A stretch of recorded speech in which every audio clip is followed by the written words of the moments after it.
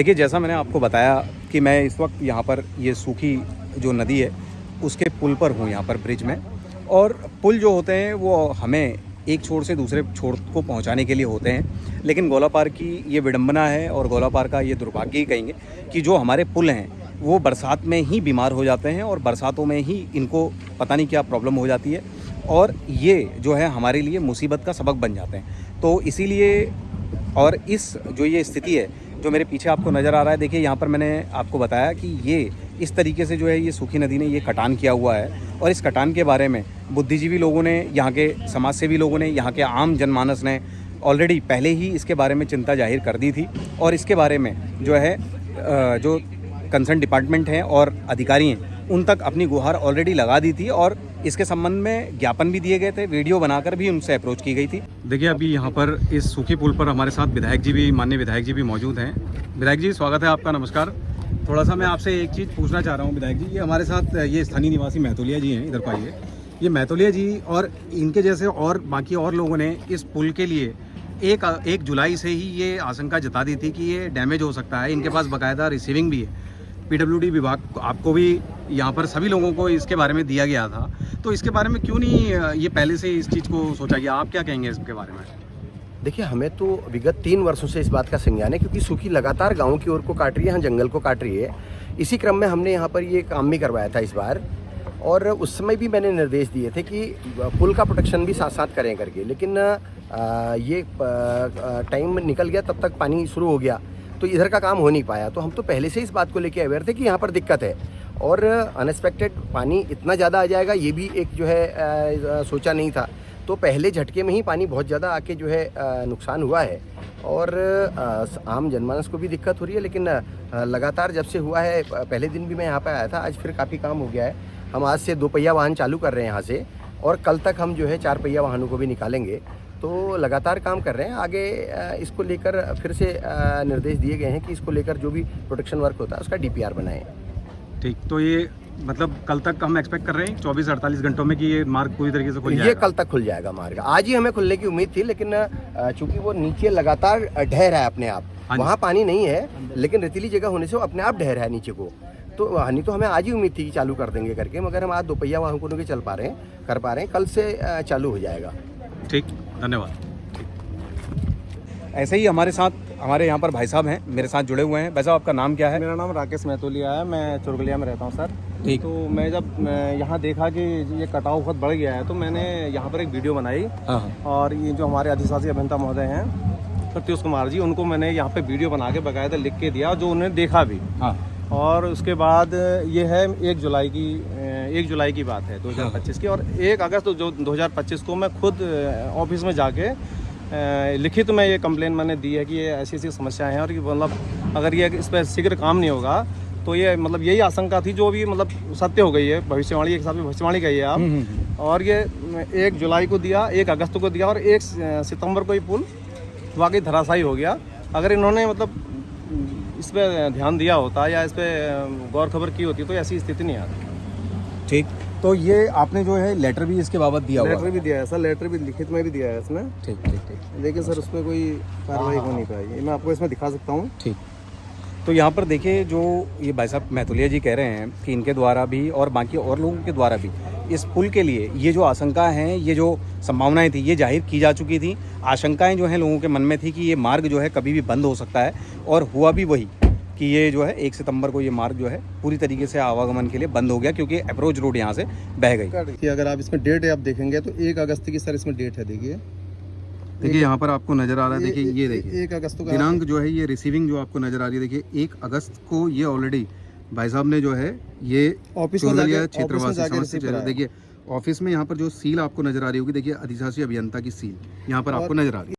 देखिए यहाँ पर ये भाई साहब ने वीडियो भी बकायदा ये देखिए यहाँ पर डेट आपको नजर आ रहा है 1 जुलाई 2025, यानी कि 2 महीने पहले इन्होंने ये ऑलरेडी यहाँ पर लिखा भी है। देखिए ये पूरा वीडियो बनाकर जो है इन्होंने ये दिया, और ये देखिए यहाँ पर चुरगलिया की ओर से पानी से कटाव होने के कारण पुल क्षतिग्रस्त होने की स्थिति में है, कृपया संज्ञान लें। तो यहाँ पर देखिए आपको भाई साहब ने जो है, इन्होंने और वहाँ के लोगों ने भी ये स्थिति से जो है विभाग को पहले ही अवगत करा दिया था, लेकिन आज स्थिति जो है ये है आपके सामने। और यहाँ से जो है ये आवागमन पूरी तरीके से बंद हो गया है। देखिए अब मेरे साथ हमारे कुछ समाज सेवी भाई लोग, बड़े भाई मौजूद हैं। हमारे साथ अर्जुन भाई हैं, हमारे साथ भाई साहब हैं। आप लोगों से जानना चाह रहा हूँ कि ये जो पुल होते हैं अक्सर हमें एक छोर से दूसरी छोर पर पहुँचाने के लिए होते हैं, गोलापार का दुर्भाग्य है, विडंबना है, या इसको हम अपना प्रसिद्धि माने कि ये अक्सर ही जो बरसात होती हैं, बरसातों में ही ये बीमार हो जाते हैं, जबकि बरसातों में ही इनका काम होता है। क्या कहेंगे आप? हाँ, आपने बिल्कुल सही क्वेश्चन किया। बरसात में ही हमें पुल चाहिए होती है और बरसात में ये ढह जाते हैं। चाहे इसकी बात करें या गोला पुल की बात करें। देखो क्या होता है कि अगर मैं बात करूं कि इस पुल की, मैं तो कह रहा हूं कि बरसात से पहले पुलों का निरीक्षण होना चाहिए उच्च अधिकारी द्वारा, शासन प्रशासन द्वारा, कि बरसात आने वाली है भाई, इस पुल में कोई दिक्कत तो नहीं है जिससे हम प्रभावित हो जाएं, क्षेत्र के लोग प्रभावित हो जाएं। तो कहीं ना कहीं लापरवाही तो मानी जाती है। तो अब हमारे पहाड़ में गुने कि भाई बारिश हो सबूल जाने लगे, बजर बढ़ल कभी कहले नहीं जानी। पर स्थितियाँ ये हैं कि इस चीज़ को देखते हुए शासन प्रशासन ने अलर्ट रहना चाहिए। भाई जो पुल हमारे नज़दीक लोगों को जोड़ता है, उस पुल में भगवान की ऐसी कृपा है, गोलजू देवता की ऐसी कृपा है कि कोई बड़ी दुर्घटनाएं नहीं हुई आज तक। इतनी पुल हमारे दहे, इतनी पुलें गिरे, भगवान की एक रहम रहा इस गोलापार चुरगलिया के लिए कि कभी ऐसा नुकसान, जनहानि नहीं हुई। पर ये सोचने का विषय है। मैं शासन प्रशासन से भी निवेदन करूँगा। पूर्व में अभी हमने उप जिलाधिकारी को ज्ञापन दिया कि भाई दोपहिया वाहन खोला जाए, तो आश्वासन दिया है कि आज शाम तक दोपहिया वाहन को खोल दिया जाएगा और विकल्प भी व्यवस्था बना दी गई है और खोल भी दिया गया। परिस्थितियाँ सब ठीक हैं। ऐसी स्थिति में देखना चाहिए शासन प्रशासन ने। और चैनल के माध्यम से आप लोग बहुत अच्छा सपोर्ट करते हैं क्षेत्र गोलापार चुरगलिया को, मैं धन्यवाद देना चाहूँगा। और आगे की जो रूपरेखा होगा वो चैनल के माध्यम से, अन्य माध्यमों से आपको बता दिया जाएगा कि बड़े पहिए के वाहन, 4 पहिया वाहन कब से खुलेगा। ठीक, धन्यवाद अर्जुन भाई। मेरे साथ तारिश भाई हैं। तारिश भाई क्या कहेंगे, ये स्थिति को बार बार स्थितियाँ क्यों आती हैं हमारे, मतलब इतनी परेशानियाँ और गोलापार चुरगलिया वालों को इतनी दिक्कतें होती हैं यहाँ पर? हमारी पहले तो उत्तराखंड की प्रकृति ऐसी है जो आपदा से ज़्यादा ही ग्रस्त होती है और ज़्यादा नदी नालों से घिरा हुआ, हमारा जंगलों से घिरा हुआ है।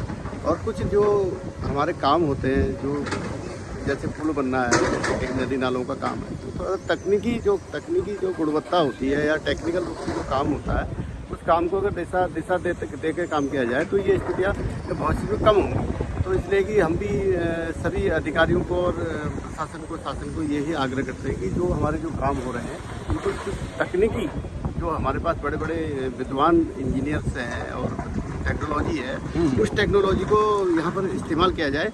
तो बहुत सी बार जो जनता इतना परेशान है, त्रस्त है, आज सूखी पुल में आज हमारे स्कूल के बच्चे और हमारे इंजीनियरिंग कॉलेजों के बच्चे, सारी बसें जो हैं डम पड़ी हैं। चुरगलिया क्षेत्र की हमारी बच्चों की बसें नहीं आ रही हैं। और जो भी ग्राफे वगैरह में है, कोई इंजीनियरिंग कॉलेज पाल में, हमारे 2-4 अच्छे इंग्लिश मीडियम स्कूल हैं, तो बच्चे आज आ नहीं पा रहे हैं। ये कुछ कर्मचारी जा भी रहे तो छिटकुल होते हुए 40 किलोमीटर दूर से जंगल को, हाथियों का खतरा लगे, यहाँ पर हर चीज़ की समस्या है। तो मेरा मानना ये है कि कहीं ना कहीं जो हमारी टेक्नोलॉजी है उसको बड़ी विस्तृत तरीके से जानकारों से जानकारी, चाहे गोला पुल की बात हो, चाहे सूखी पुल की बात हो, जो अभी शेरनाला पुल बन रहा है हमारा, उसमें भी ऐसी खामियां ना आए भविष्य में। उनको पैरेलल के रूप में कम से कम 100-200 मीटर पैरेलल लिया जाए दोनों तरफ। सही बात है, टेक्नोलॉजी हो बिल्कुल। जैसे हम देखते हैं अदर स्टेट में भी देखा है, तो ये बहुत सी में खामियां हम लोगों को परेशानी नहीं होगी। अभी न 108 सुविधा जा पा रही है यहाँ से, किसी को सभी बंद। तो ये चीज़ें हैं, इसके लिए हम सरकार से भी आग्रह करते हैं और इंजीनियर्स जितने भी हमारे टेक्निकल अनुभवी लोग हैं, उनका सहारा लेकर अच्छे काम कर दिए जाए ताकि बहुत सी ऐसी दुविधा। ठीक, धन्यवाद तारिश भाई, धन्यवाद। तो यहाँ पर देख रहे हैं आप, मैं आपकी बात यहाँ पर सभी लोगों से कराने की कोशिश कर रहा हूँ। तो सभी लोगों का यही कहना है कि जो काम है हमारे वो उच्च गुणवत्ता के साथ किए जाएँ और उनका निरीक्षण भी सही तरीके से किया जाए, ताकि भविष्य में इस तरीके की जो दिक्कतें हैं वो ना आएँ। और इस तरीके के जो समय है जहाँ पर काम करना संभव नहीं हो पाता है, इस समय जो है इस तरीके की कम से कम दिक्कतें तो ना आए, मानव जनित जो हैं दिक्कतें वो ना हो। क्योंकि हम जब निर्माण कार्य कर रहे हैं और उसमें अगर अच्छी गुणवत्ता का काम नहीं कर रहे हैं तो ये स्थितियां हमको बार बार देखने को मिलेंगी। और यहाँ पर आप देख रहे हैं ये बाइक्स के लिए जो है ये फ़िलहाल रास्ता जो है यहाँ पर खोल दिया गया है। सिंगल बाइक यहाँ पर से निकलना अब शुरू हो गई है। यहाँ पर पुलिस के जो है, प्रशासन के जवान जो है यहाँ पर मुस्तैद रूप से तैनात रहेंगे और यहाँ पर आकर ज़बरदस्ती ना करें। जो इंस्ट्रक्शन आपको दिए जा रहे हैं, जिस तरीके से आपको कहा जा रहा है, उसको थोड़ा सा फॉलो कीजिए और उसके हिसाब से जो है इस रास्ते से निकलिए।